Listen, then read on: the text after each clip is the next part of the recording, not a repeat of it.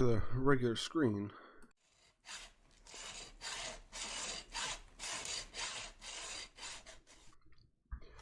All right. Good morning, guys. Good morning, good morning, good morning.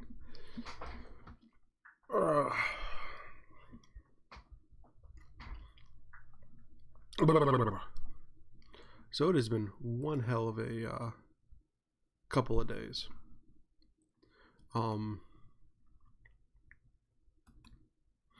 To me, it's just funny that how everything seems to just like hit all at once.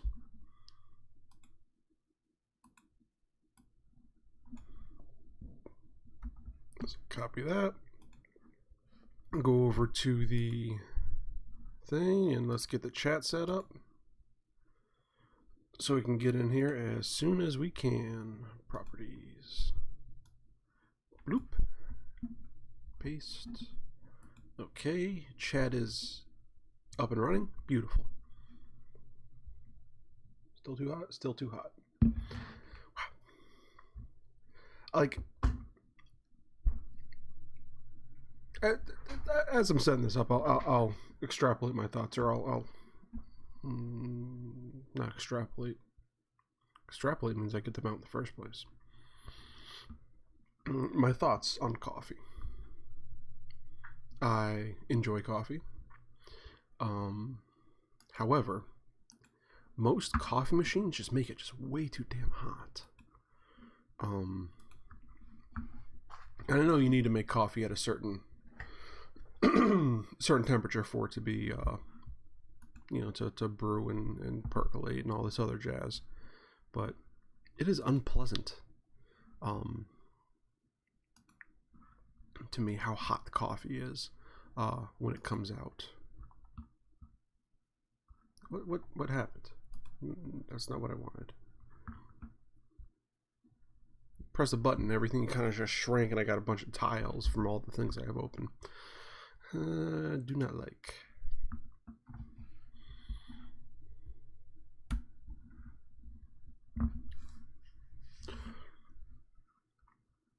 "88 episodes of this. Incredible."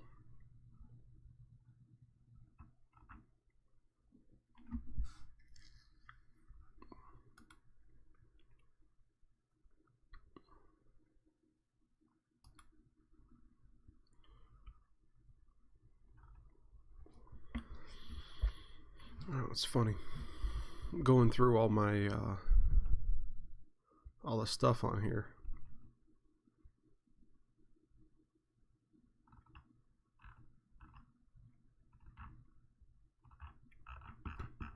It's funny all the junk I end up putting on this Facebook group. I really should end up,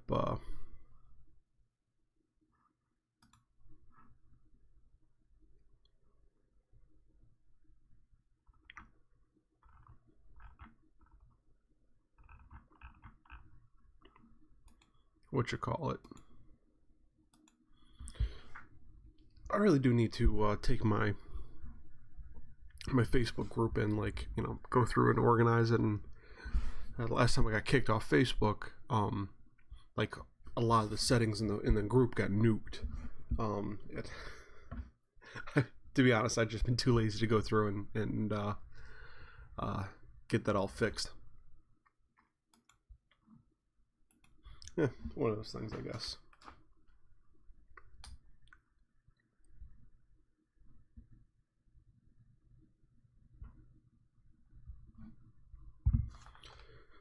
Oh man. So I've had the sorest neck for like the last, week, 2 weeks. It's been one of those things, it just seems like no matter what you do to get rid of it, it just kind of lingers. And you think you've gotten rid of it, and then like 2 hours later, you're like, oh man, turning my head that way just really kills.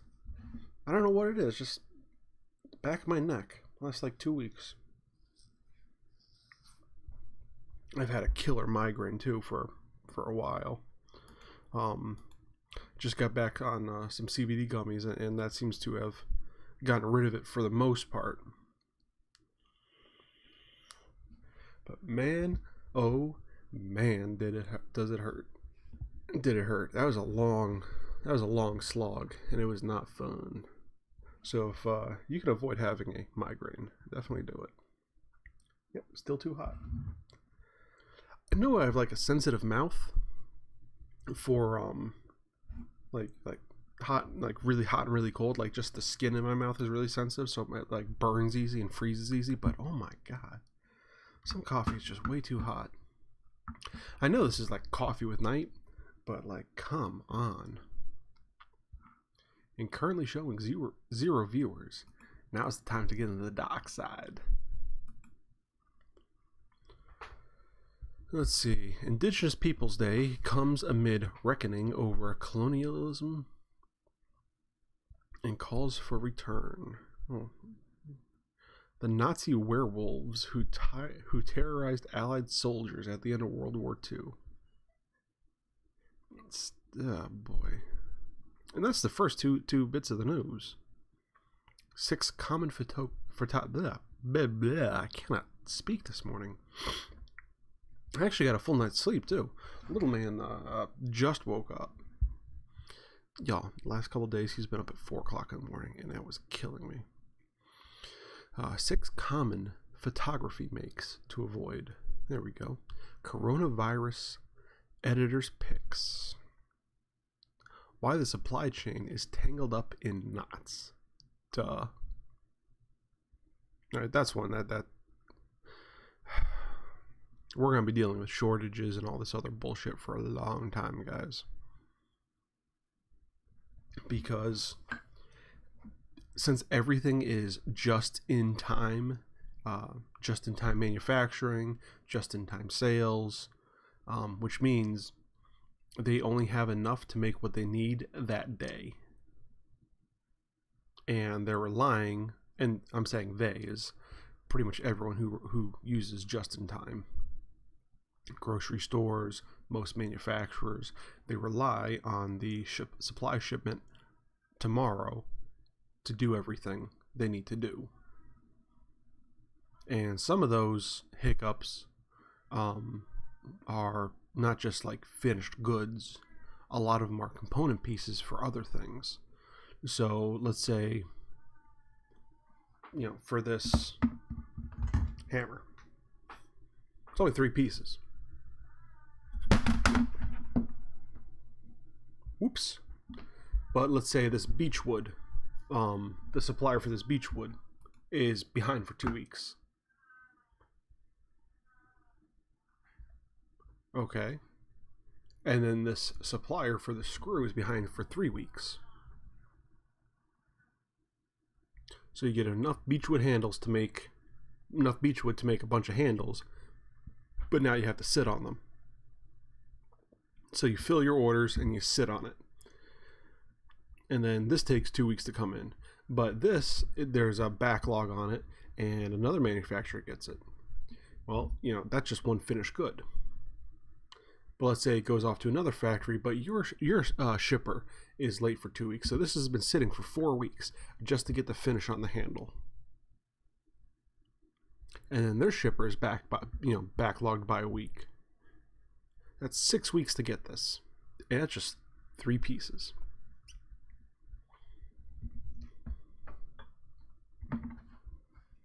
So, because a lot of these companies have gotten rid of the large stockpile warehouses that they used to have, in order to be more efficient, it's one of those things that you're going to have to deal with. And it looks like we have somebody over in the chat, so let's hop over there.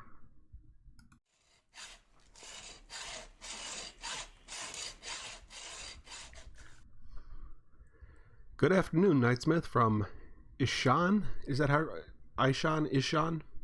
Well, either way, good afternoon, good morning, wherever your locality is. How you doing today, buddy? So a lot of this just-in-time shipping, while it makes things very efficient, and very, very efficient with your manufacturing, with your, it's very safe, space-saving, and it drives the cost of things down because then you don't have to hold on to anything. It doesn't make for a very robust system, and that's what we're finding now. So,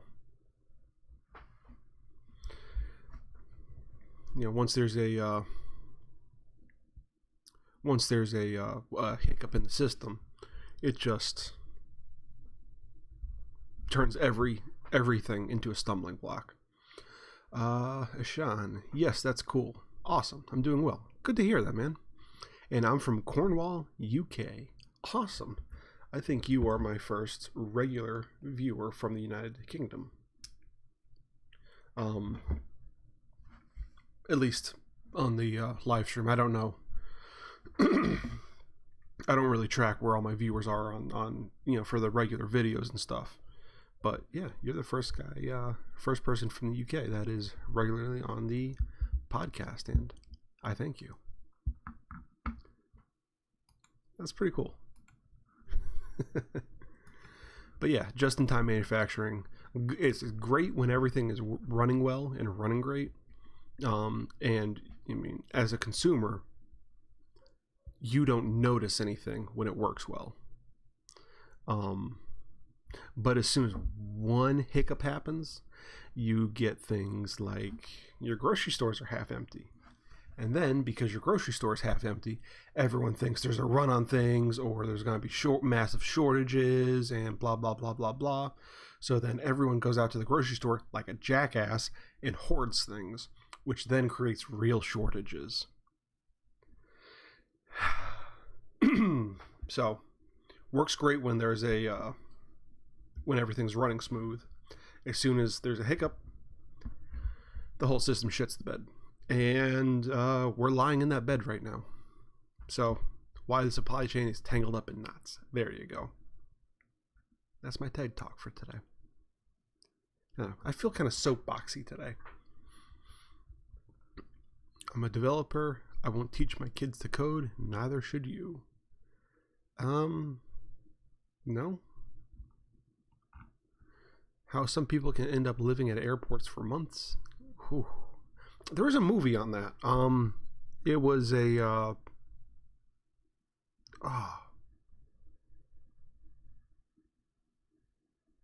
what movie was that? This is gonna kill me now. It was The Terminal. I think it was Tom Hanks. Good movie. You should check it out. How to make Instant Pot spaghetti. Why? Is the way easier, faster, and arguably tastier than the version you make on the stovetop. Who cares? It's not that. Sounds like they're doing work downstairs. But, yeah, spaghetti. You have to make it faster. Why? It takes like 5 minutes. A glimpse inside Fat Bear Week. The fatter the bear, the better the odds of survival. Duh, winter's coming. They have to get fat so they can hibernate. Both for warmth, so they have the fat to help keep them warm, but it's also extra energy stores that they consume while they're hibernating. It's not that complex.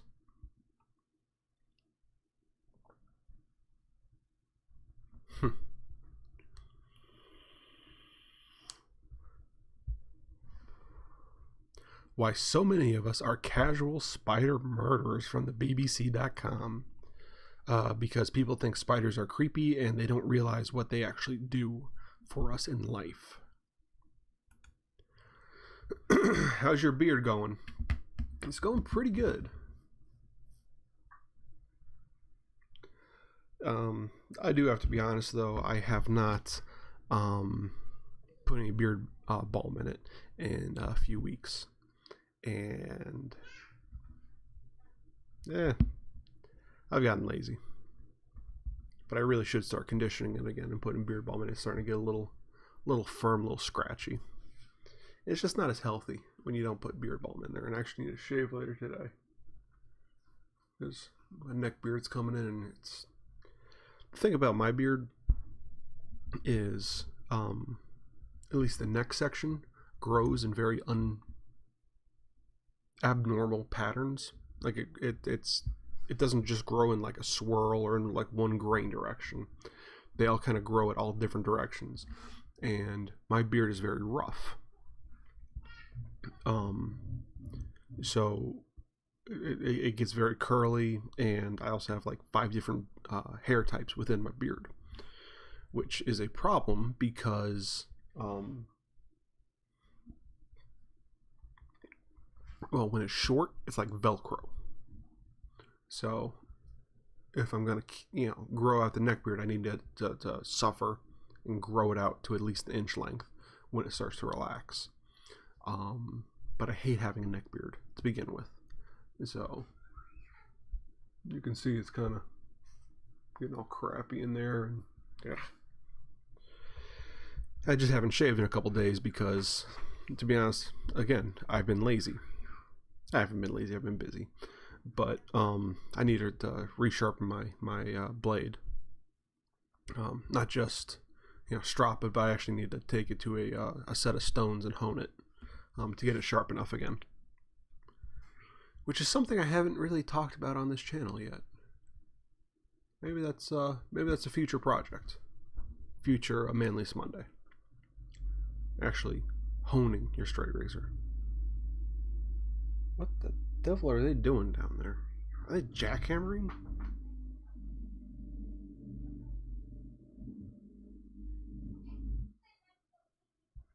Sounds like they're jackhammering downstairs. What the devil are they doing?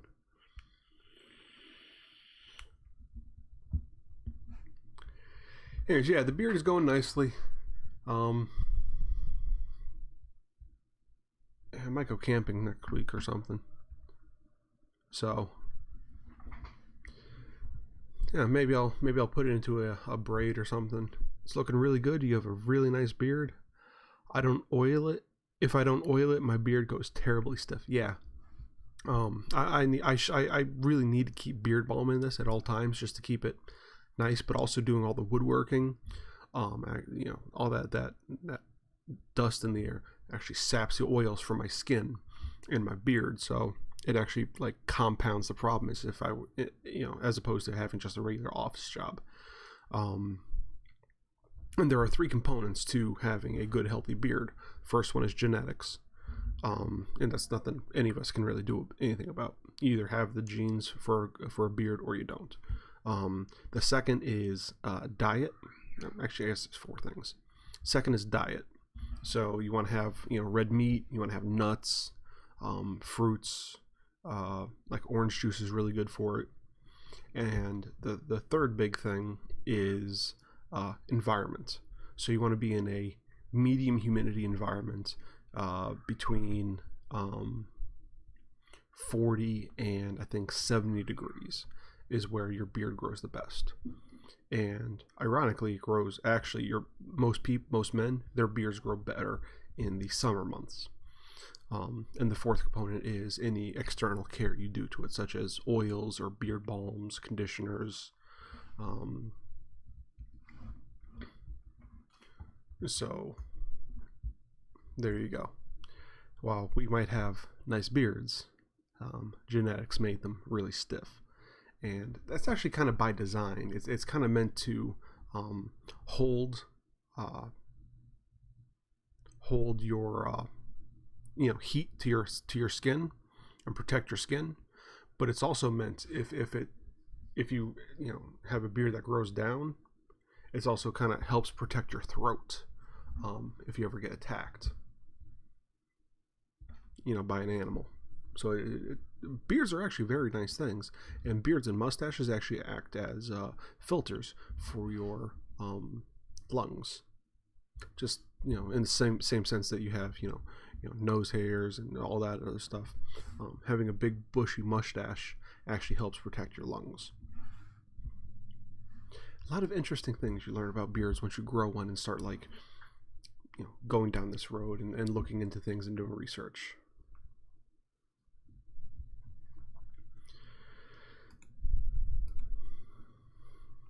What other soapbox thing can I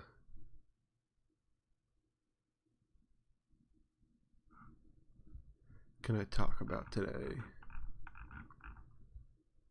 So the good thing is, at the shop, oh my god. So I'm building a cabinet today. So I guess Knightsmith now does cabinetry. And I'm just gonna have to throw some pictures up once I get it done, I think, because this is kind of like an emergency project. These two ladies I know, I think I talked about this before, but anyways, their cat has been getting on their water cooler and dumping the contents of the water cooler all over the floor. And it's been doing this for a few months. Where they live, they have really nasty water. So they prefer to have, instead of like small filters, they prefer to just get a water cooler. Fine. But the cat is, dumping all this on the floor, and, they have a 4-month-old, so they're losing a lot of money. It's, so it's a problem for them. So I'm just, rushing through and getting this done. But long story short, I haven't taken a video of this. But I am doing cabinetry now, which yesterday was a pain in the ass for.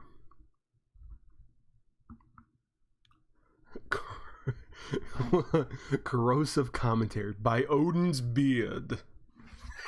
I wish I had my drinking horn over here. I'd take a swig from that right now. Yes.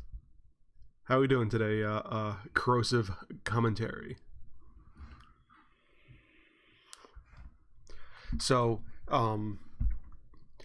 maybe I should do these with, if I didn't do these indoors, I would have a pipe, a flagon of ale. Nah, I'd probably have a flagon of coffee, because it is a coffee with night. Ooh. But speaking of coffee, it's now cool enough to drink.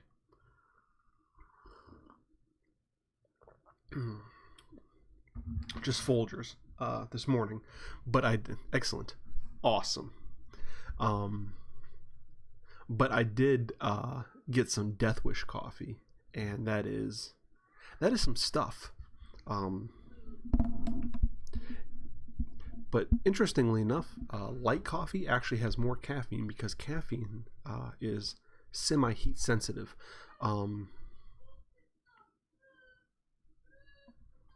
So, what happens? It's not sensitive in the fact that when you're brewing it, the caffeine content doesn't really change. But when you're roasting the beans themselves, when you have a light roast, there's actually more caffeine in it because the caffeine isn't destroyed. However,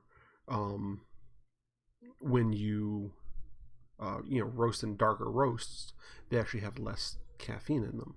So while I prefer the taste of a dark roast, it tastes bolder to me and more rich.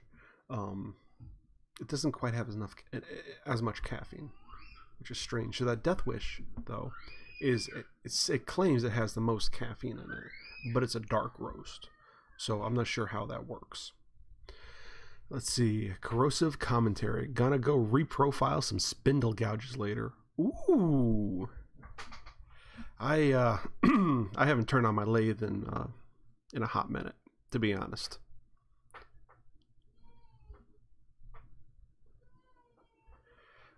It's just one of those things that I haven't had a project that required anything turned in a while, and I think I'm gonna make once I get a couple of these big projects out of the way.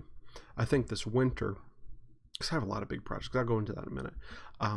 I think I'm gonna batch out a bunch of pipes.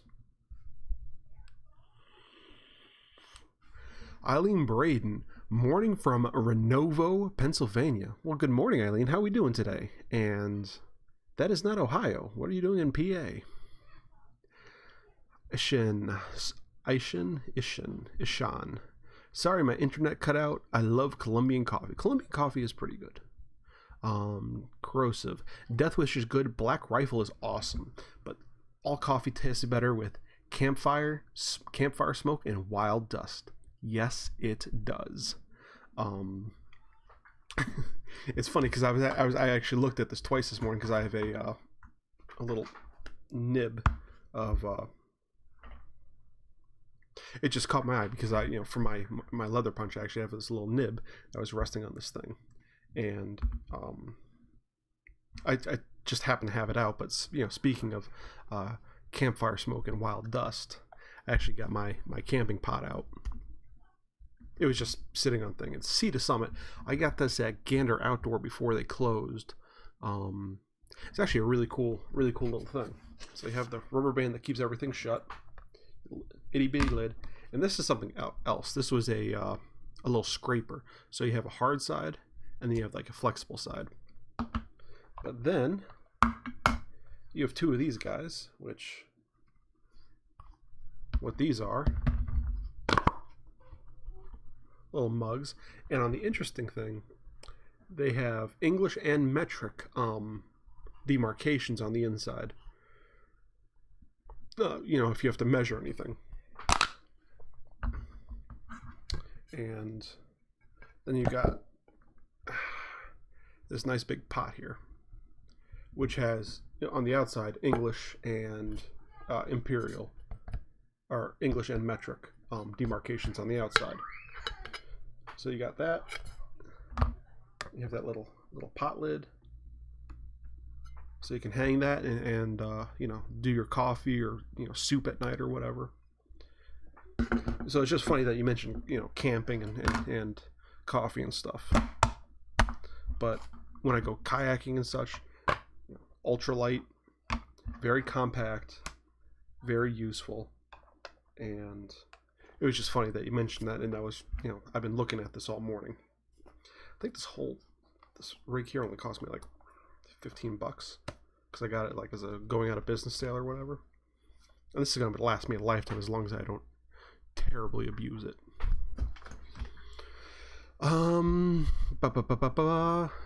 Eileen Braden, good, a little hungover. A tradition weekend at my Grams for the fall foliage that they have every year. Yes. A little hungover is not a bad thing.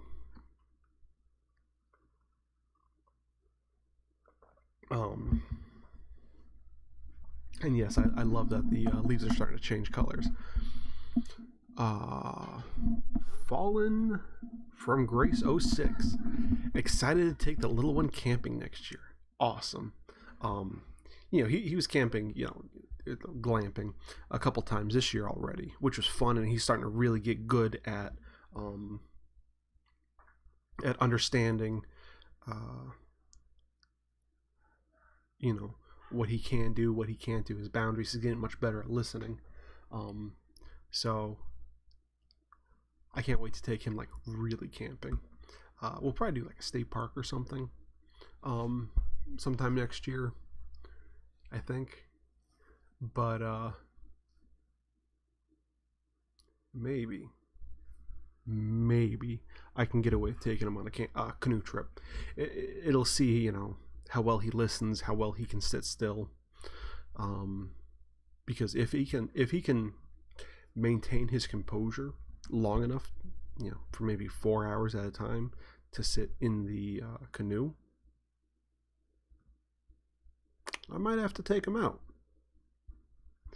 You gotta find a tiny little life jacket though. Eileen, no, but I have a 4-hour drive back to Ohio in a bit. Yuck. That does not sound fun. Corrosive commentary. I haven't really been camping since we stopped doing a certain large event annually. Still, I can't talk. Annually, near Pittsburgh. Kind of miss it. Large camping event near Pittsburgh. Would that be no, that's up north.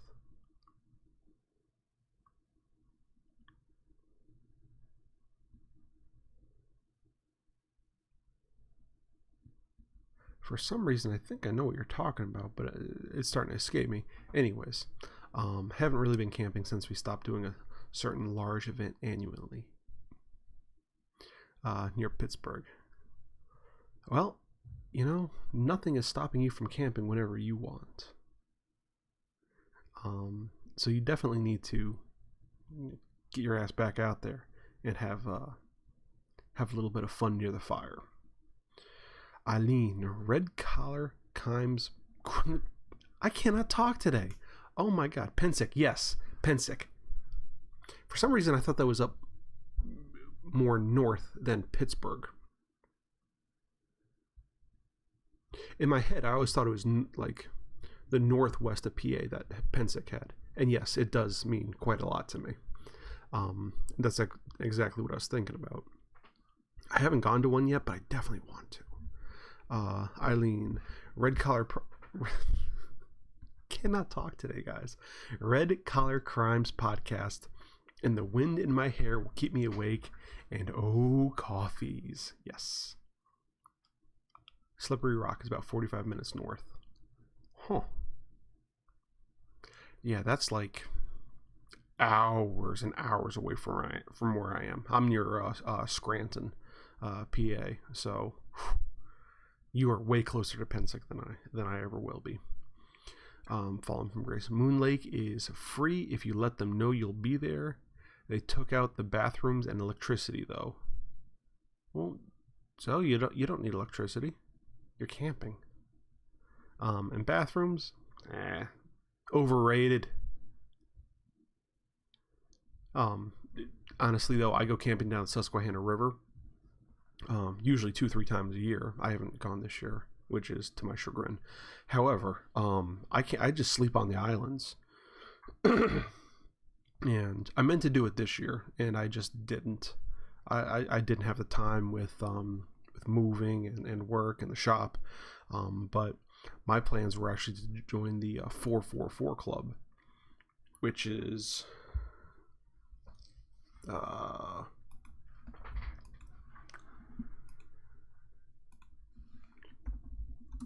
look. Light came back on. I still haven't replaced it.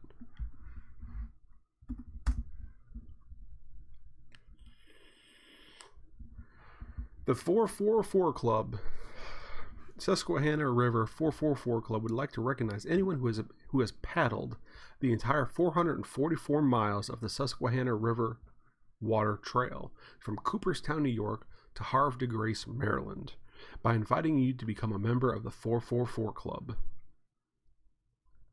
The policy is to operate on an honor system, assuming that those who apply for the 444 Club membership have paddled the entire Susquehanna River trails between Cooperstown and Havre de Grace as a through paddler within the year, or in sections over time. Issues of sequence, speed, length of time, or boat type are not considered. The 444 Club assumes that those who have made an honest effort to paddle the lengths of the trails. So, I want to do that, and I actually want to do that all in one shot. The whole shtick I want to go with is I want to design and build my own kayak, then take that the entire length. So, I mean, I like the ultralight camping, clearly. I mean, I've been doing, kayak camping down the river and stuff for most of my life. So it's just a...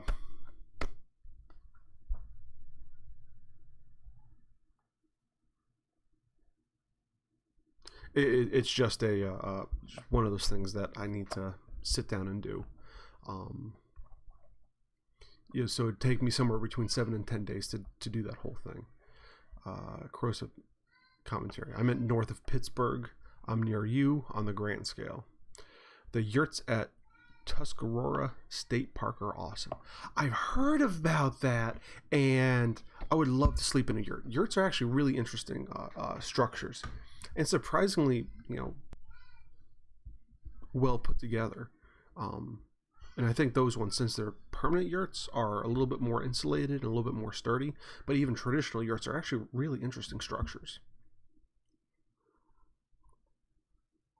Have you read Nick Offerman's book, Paddle Your Own Canoe? Actually, I have not. I love his stand-up. I think the last one I saw in its entirety was American Ham. But he's a really awesome person. one of those people I'd love to meet. I'd love to, shake his hand, have a drink with him, have a scotch. It'd be great if I can get him onto the show. Don't think that'll ever happen. However, I haven't read it yet, but that is on my reading list for this year. I just finished Adam Savage's Every Tool is a Hammer, and to be honest, I believe that book is actually what inspired me to look into my processes and how I think about things and think through things, and actually led me to discover that I have undiagnosed ADHD. But now knowing that, has allowed me to retool my life in a way that actually make things a lot more enjoyable, a lot more fun, and a lot more productive and less stressful. So self-discovery is a really, really beautiful thing once you can look at it and apply it and everything else. Yeah, they are solid stoves inside and everything. That is definitely something I need to look at. Because that would be a fun experience, I think. Staying in a yurt for a couple days. Adam's approach to science is interesting. Yes, he's not really a scientist. He does make an effort, so you have to give him, a commendation on that. However, I wouldn't call him a scientist or what he does necessarily science. I'd say it's science adjacent. And the best thing about Adam is he is a generalist.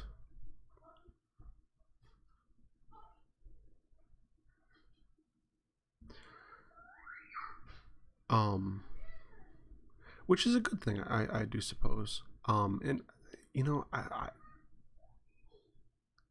I think I would classify myself more as a generalist as well.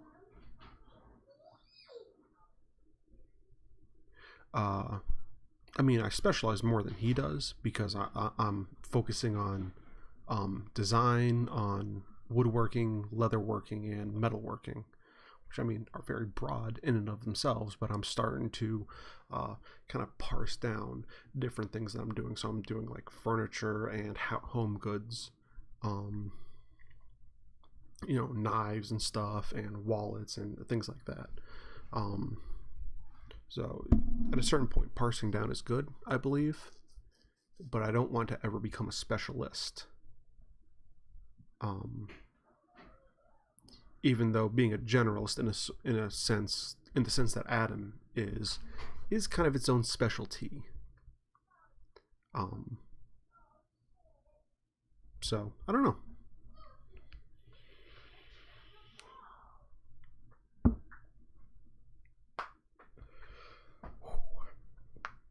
Ooh, my joints are all sorts of cracky today. I think over the last couple days it's just been the vacillation of the weather that has really pressurized my joints. So what I was talking about 20 minutes ago. 9:40. Cabinetry. Yesterday was one hell of an exercise in patience. Last week I showed you all the giant router bit that I got. It's that big. It's a couple pounds. It's heavy. It's kind of scary. And my landlord is calling me. I have to give him a call back in a couple minutes. I'll probably end up cutting this short.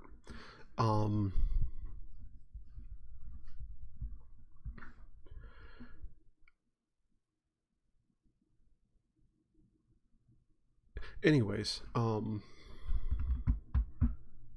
yeah, so I had to rebuild my the router table because I just noticed the other day that one of the 3 screws that holds the router to it blew out.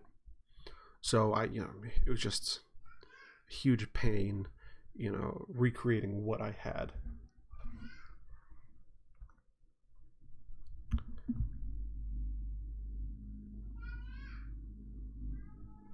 Let me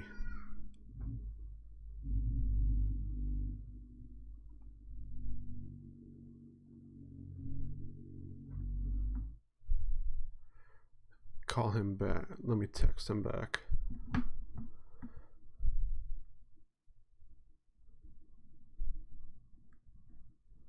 Busy, right.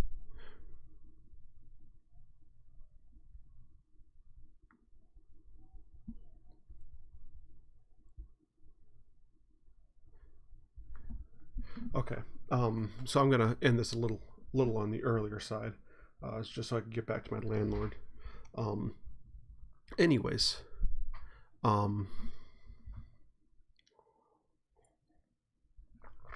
so I had to rebuild that, and then but the stock I had for the it took forever because I'm trying to match something that's existing that I did custom 3 years ago. Huge pain in the butt, but then got it all done, did a couple test cuts for the face panels, and actually I think I took a picture, and it turned out fantastically. However, getting to that point was a huge pain. So I mean, here they are painted or stained, and I just have excess stain on there. I'm going to sand that out in a little bit, but just one of those things. But I had to shim everything up and put because the bit was too big for the stock I was using, and it was just blowing through everything. So I had to take a couple pieces of Luan, make a brand new table surface to raise it above where the router table is. It was a whole mess, guys. And if raised panels are going to be something I'm going to be doing on a regular basis, I need to find a better way to do it, I think, before I get the next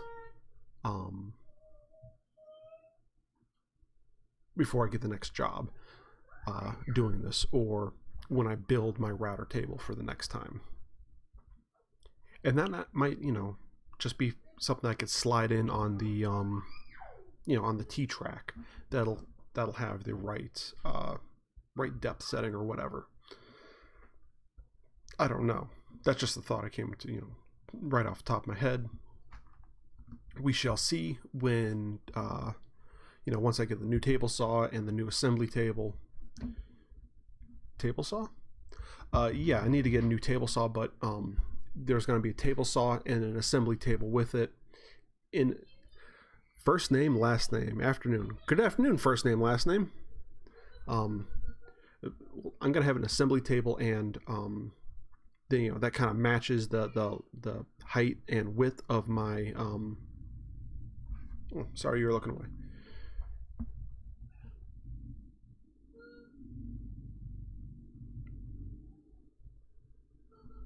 So,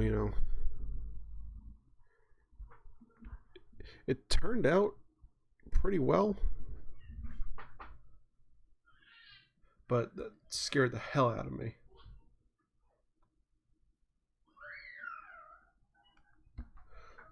Just because of how large it was, and I think my router spins faster than the bit is rated for. I think the bit recommends 6,000 RPM. I think I have a 1200 RPM.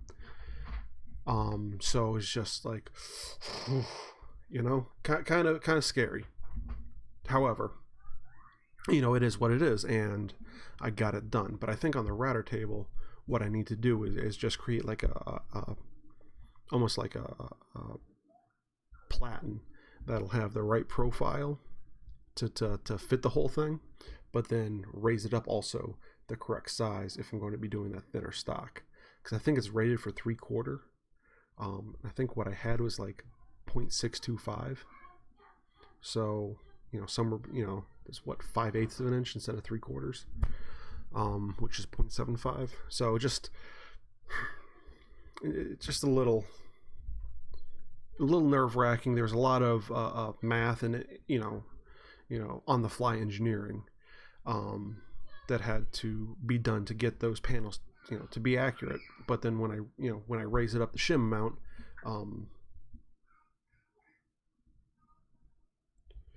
it was too much. So then I had to come back and do a relief cut with a 3/4 inch router bit on the back to get it to fit into the rails and styles that I have. But that took all day, like 9, almost 10 hours from getting to the shop to taking that picture at the end of the day. So Jesus, was it long? Was it worth it? Yes, but it was extremely long. I have a panel raising bit that terrifies me. Yeah, that thing is. And the way the router was shaking when I had that thing running, oh my God, I've never felt that thing shake and vibrate like that before. It was terrifying. You can get a speed control for routers that acts like a rheostat. That might be something I have to look into. I have a Porter Cable 690, I believe. And I got it because while it's a bit on the larger side, it's still good to do detail work with, but you can, really, do some heavy work in there. Well, I didn't want to change your diaper, but all of the wipes are in the car. No diaper yet, but I'll have to go grab a little man's wipes here in a minute. Okay, I'll be out in like 4 minutes. I can go grab them for you.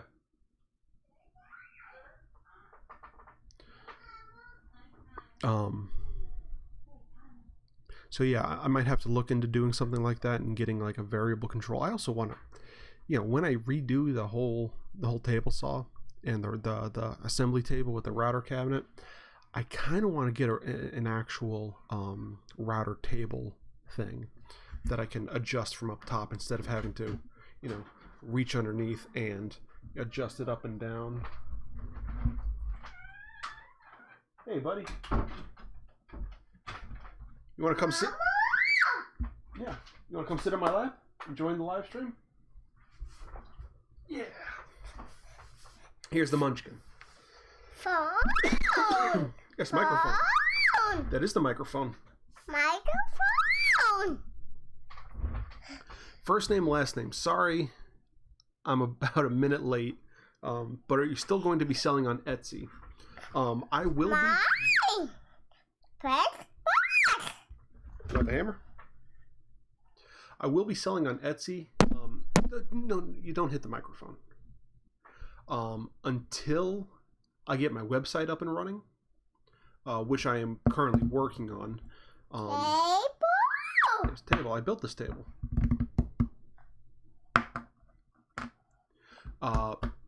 And then I will be handling everything from my own website because Etsy is actually really bad at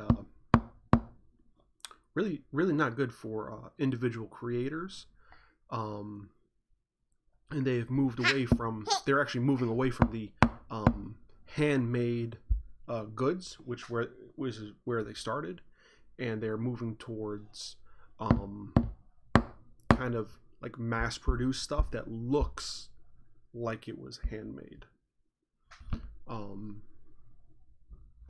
which is a real shame. And they're adding a lot of fees and stuff onto their creators for their platform. Coffee in my Darth Vader mug. Darth Vader mug. Yeah, Darth Vader mug. Wow.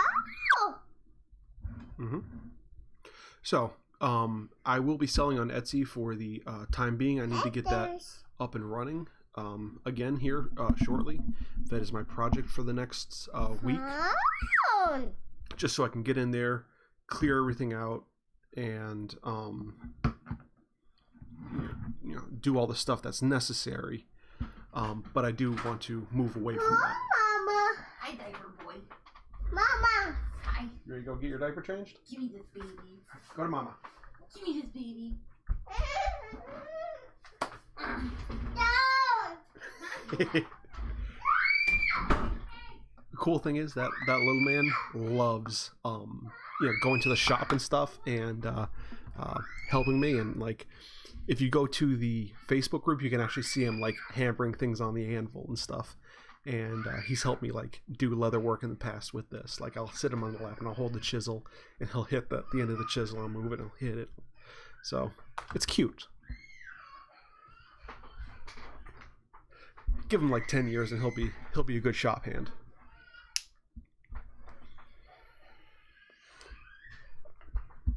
But anyways,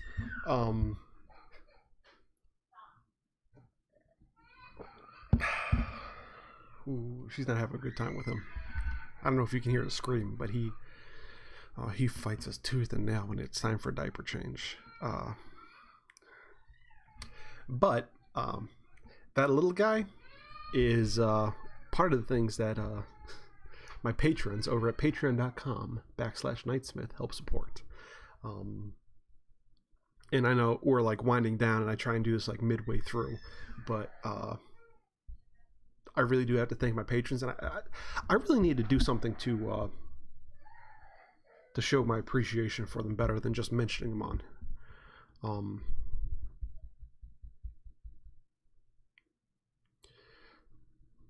Than just giving a mention somewhere in the live stream. And I don't know what to do. Maybe you guys can help me out with that. How can I show my appreciation for them better, or incentivize people to be patrons better, other than just showing my kid's face and saying, hey, you help buy diapers and wipes and snacks and stuff for him, and support the shop. But my Patreons really do a lot for this channel and for my business. And their donations have actually been the difference twice of being able to make rent or not. So yeah, thank you patrons over at patreon.com/Knightsmith. Even $1 a month helps. That's interesting to know. I thought there were more giant China sellers on there. There really are. Etsy has moved away from the handmade business, and they've gone into like China stuff and all that other stuff. Giveaways. I actually was doing giveaways on here for a while, and when you get into the higher tier of like a Patreon patron, I do send you stuff. I think it was around this time last year or whatever, I actually went through, and regardless of what tier my patrons were, I sent them all handmade keychains, with a thank you note on the, emblazoned in them in gold, and then the Knightsmith logo in silver. Just a little black leather keychain. I don't know where I have them.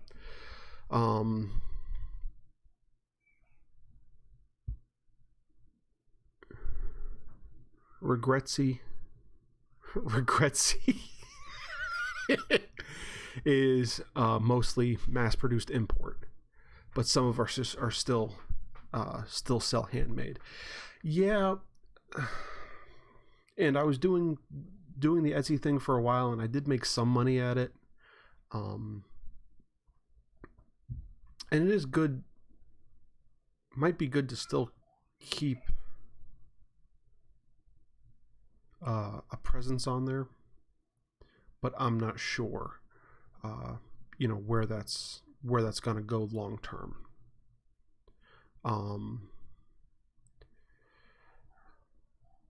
I still think that doing my own website so I can control all the prices and stuff. I mean, I can keep things cheaper and make more money if I do all the selling and everything through my own website. And most of my things are either going to be the things that I mass produce, like making 20 cutting boards in one day, or making 30-40 wallets in a week.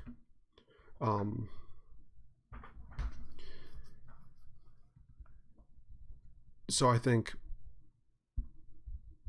to get the best bang for my buck and keep things honest, both for myself and for my customers, I think hosting my own platform would be the most beneficial for everybody, and I think that's the ideal way to do it. Because then instead of having, also Etsy is just kind of one monolithic thing, I can do, a woodworking section, a leather goods section, a metal section, and then I can have a form to do custom work, and get quotes for custom work. And it's really, the custom work that drives me. The mass-produced stuff, mass-produced isn't really what I'm doing. I'm doing microfacturing, 15 of one thing or 5 of another. Anyways,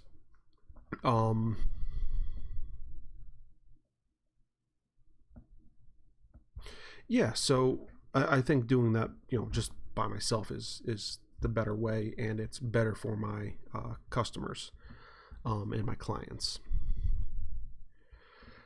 Let's see. Corrosive commentary. It's hard to compete, but with a lot of work marketing, you can do it. You can succeed at the Etsy thing if you really double down on it. But the amount of time I would need to do the marketing of that is time taken away from perfecting things that I'm selling to people and building those items, and also time away from my kid and all this other stuff, and time not making YouTube videos, and it's just not in the cards for me. For me, it's a nice backstop for store display and consignment stuff. It is, and that's kind of what I used it for. And I made a bunch of like one-off things that I threw up there, and I had a couple sets of plans up there actually, for like $10-15 for a really nice shelf that I made, and some other things. Entry-level drafting table, like a tabletop drafting table that I built a while ago, and I had the plans up there like $10-15, I think. And I got some sales. I got some international sales, which is cool, but nothing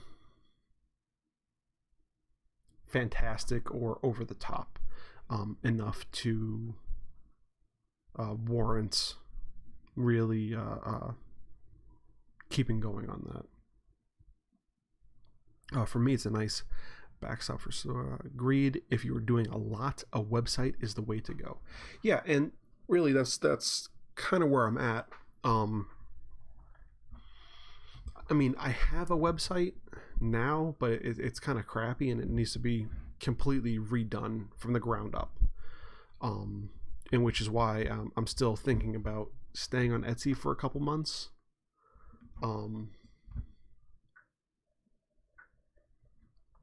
Maybe renewing my listings on there and just seeing how much I can get to move before I close out and leave. Because I have a big stock of things that I want to get rid of.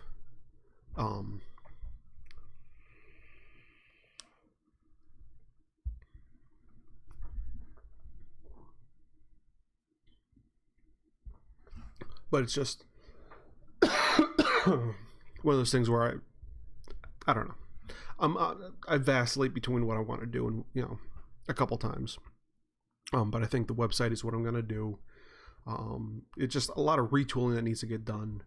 But I'm thinking the business model from here on out. Wow, this was a wild podcast in terms of what we've covered. We started off with how hot coffee is, to a couple news stories, and just-in-time shipping, to scary cabinetry work, and talking about Pensec, and now we're talking about business models. I like this stuff though. It's interesting. I like covering a lot, and it's always more fun when you guys are over here talking, because I'm not just blathering off into the void. Either way, I think business model is going to be having 4 or 5 large projects per year. And I said I was going to talk about those anyway, so we're starting to run out of time, but I'll cover them really quickly.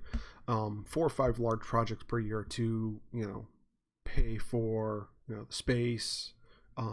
Once I start doing this full time, to cover the insurance for the year, and maybe a little for my pocket, and then all the smaller projects will just be to pay me, and any workers that I might accumulate throughout the year. So everything will move all over to my website. Once I get that all up and running, become an LLC, get everything done the right way, because I'm kind of in the process of migrating to that point anyways, and it'll be a lot easier to take care of little man if I'm a full-time kind of stay-at-home Mr. Mom type dad, even though he'd be coming to the shop with me like all the time because he's awesome. So there's that, and then producing a lot of the small things, like I'm gonna start once I get the forge up and running, I'll do herb choppers and hooks and stuff like that.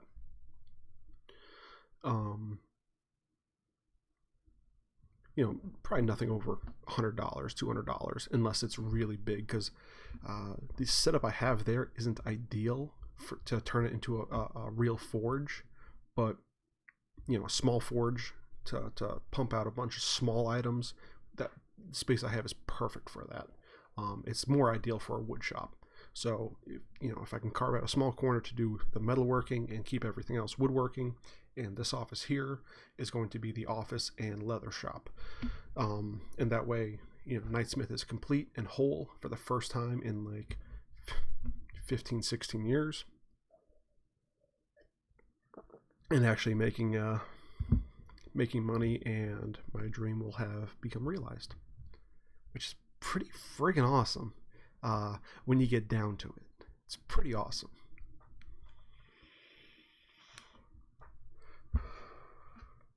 So last thing we're going to talk about before we head off for the day is the next 4 big projects I have, and this is all to get the church up and running and to get them compliant. I have 2 internal ADA ramps, which are going to be my next big project, which are $2,500 a piece. I have the outside porch and deck with an ADA ramp, so that the building is then now compliant with Americans with Disabilities Act. And the 4th one is sound diffuser panels for the back walls. And I'll probably end up making a bunch more. It's just be a shit ton of offcuts glued together, screwed to a piece of plywood, and then hung on brackets on the walls. Do I still make beard beads? I haven't in a while. I will be making a bunch of those. I'm actually going to teach. I have this one 13 or 15-year-old kid. I can't remember. I think he's 15. Yeah, he's 15, but he has like a 13-year-old mentality. He has some learning disabilities and stuff. But he comes and works for me, and I teach him how to do stuff. I think he's going to be the one making the beard beads. But I really do need to make those again. They were quick, they were easy, and for the price, they kind of worked out for a good. There's a good cost to profit ratio there. So I do need to make some more of those. And they were pretty easy to make too. It's just you turn down a spindle, do all of your bead work, and then just cut them off individually, boom, boom, boom, and then you have to drill them and do the finishing. But if you do them all as in one long spindle, cost benefit wise, it worked out pretty well. So I do need to get back into that. And that would be a great thing for the kid to do too. He could just sit there and just blah blah blah blah blah blah blah blah blah. They are very in at the moment. Yes, they are. Beard stuff is very in, especially now that we're going into the winter season and guys are going to grow their beards out a little bit longer. That is definitely something that I need to get my hands on again. They're also good for hair and dreads too. They are for dreadlocks and stuff. You may need to make them larger and bore out the center bigger. But again, that's just, you scale it up. You do X amount on a spindle. You bore them all off at once, and you're done. It's the same process, just scaled up a little bit. So it's not a bad thing. So yeah, I definitely need to get back into that, and maybe that's something I could teach a kid how to do, because that'll be one of those semi-mass produced items that is relatively simple, easy to do. It's a lot of good skills, and it keeps them out of the way and busy, but also doing things. And could you do custom ones? I can do custom anything. Do you want resin? Do you want 2 different woods laminated? Go over to the Facebook group, which is just I think it's linked down here. And I mean, I don't think these are active links, but it's definitely something that we can talk about, and we can go back and forth on it a couple times, and I can get you a price, and hopefully it works out for you. But I can definitely do that. Have you ever considered combs and Native American designs? Yes, I have, and I actually bought a special saw blade to do combs. Do I have any examples around here? No, I do not. But the saw blade actually cuts the special saw blade. Yeah, I got a sick man cheers. I gotcha, sick man cheers. Awesome. Combs and Native American design. So yes, the combs, I did start cutting. I got a special saw blade for it, and I actually made a special cross-cut sled to cut all the teeth and stuff and get it all refined for the larger side.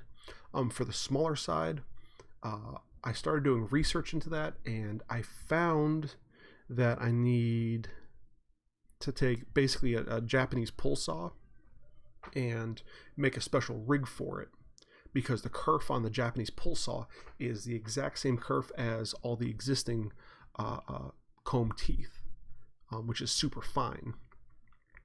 So you get the coarse and the fine side.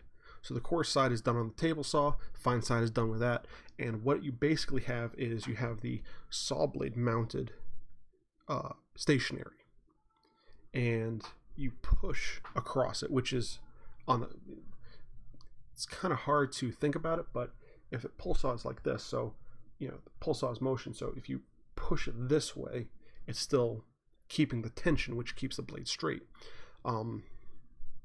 So you have a little sled jig that kind of runs it up that way, and I can cut the fine teeth, and that would work for bone as well as wood.